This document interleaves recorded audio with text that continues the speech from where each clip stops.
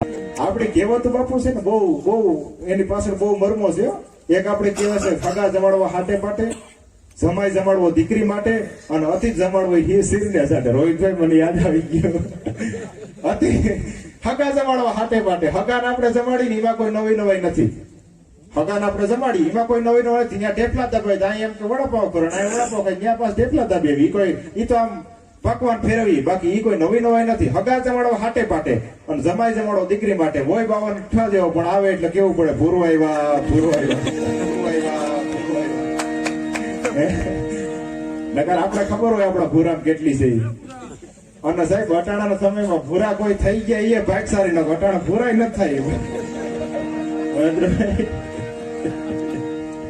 બહુ સમય અઘરો છે. એક સમય એને હામુનિયા ગયો ને વાંધો નહીં ને, એટલે એને ભાજી બનાવી તાંદરિયાની.